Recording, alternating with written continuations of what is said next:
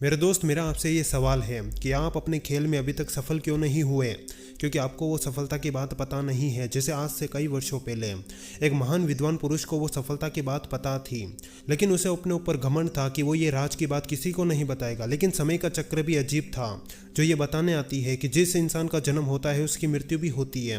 और उस पुरुष को इसका एहसास हुआ, क्योंकि जैसे जैसे उसकी उम्र बीत रही थी उसने सोचा कि क्यों ना इस जिंदगी में कुछ अच्छे काम किए जाएं।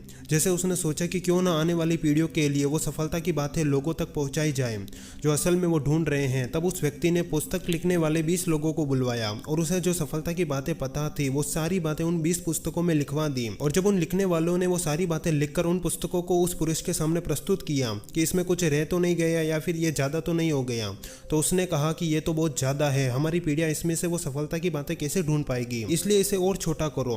तब उन लिखने वालों ने उन 20 पुस्तकों को काट पीट के जो बातें काम की नहीं थी उसे हटाया और 10 पुस्तकें लिखकर उस विद्वान पुरुष के सामने प्रस्तुत की। तब भी उसने कहा कि ये भी बहुत ज्यादा है, इसे थोड़ा और कम करो। तब उन लोगों ने और बातें हटाई और सिर्फ एक पुस्तक उस इंसान के सामने प्रस्तुत की। और जब उस विद्वान पुरुष ने उस पर सोचा और समझा और ये कहा कि आने वाले समय में लोगों के पास इतना समय नहीं होगा कि वो इस एक पुस्तक को भी पढ़ सके, इसलिए इसे और छोटा करो।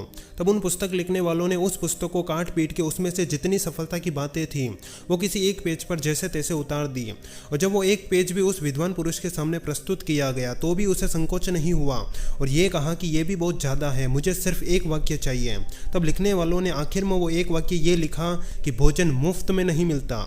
तब उस विद्वान पुरुष ने ये वाक्य पढ़ा और मुस्कुराकर उन लिखने वालों को ये कहा कि हाँ, यही तो मुझे चाहिए। जैसे जिंदगी के इस सफर में लोग चाहे कोई भी काम क्यों ना करें, उन्हें अपनी मंजिल मुफ्त में नहीं मिलती, उसके लिए मेहनत तो करनी ही पड़ेगी। और असल में जिस तरह किसान दिन रात खेतों में काम करके अनाज उगाता है, लोगों को भी अपने खेल में हद पार मेहनत करके परिणाम उगाना है। और ऐसा मत समझना कि तुम्हारे दादाजी या परदादाजी ने तुम्हारे लिए कोई खजाना छोड़ा होगा। असल में यहाँ पर हर किसी को अपनी लड़ाई खुद ही लड़नी पड़ती है। कोई रोटी कपड़ा और मकान के लिए लड़ता है तो कोई अपने शौक पूरे करने के लिए। और असल में ये जिंदगी आपके हर दिन का हिसाब मांगती है कि आप हर दिन कौन सी मेहनत कर रहे हो। जैसे आपकी थाली में जो खाना मिल रहा है वो भी आपके माँ बाप के द्वारा मेहनत करके कमाया जा रहा है, जबकि तुम्हारे पास अपनी मेहनत का क्या परिणाम है। और जहाँ तक मुझे पता है, आप में से कुछ महान लोग ये कहेंगे कि हम तो सोशल मीडिया में वक्त बर्बाद करने में, आलस लेने में और अपना समय यहाँ वहाँ बर्बाद करने में मेहनत कर रहे हैं, जबकि असल में मेहनत का असली मतलब अपने माँ बाप से पूछ लेना जो दिन रात मजदूरों वाला काम करके आपका दिन गुजारा कर रहे हैं, वो भी इसलिए कि ये पढ़ लिख कर या फिर अपना कोई काम करके हमारे बुढ़ापे का सहारा बन सके। लेकिन तुम क्या कर रहे हो? तुम अपना समय ऐसी फालतू जगह बर्बाद कर रहे हो जहाँ कुछ होने ही नहीं वाला है। असल में ये जिंदगी आपसे हद पार मेहनत करना मांगती है और सफलता का राज यहाँ वहाँ भटकने से नहीं बल्कि तुम्हें अपने काम में हद पार मेहनत करने से मिलेगा। और मेरे दोस्त, अभी तक जो मैं गला फाड़ फाड़ के आपको जो समझाना चाहता था, अगर आप उस मेहनत का असली मतलब समझ चुके हो तो अपने आने वाली पीढ़ियों के लिए ये लिख दो कि भोजन मुफ्त में नहीं मिलता।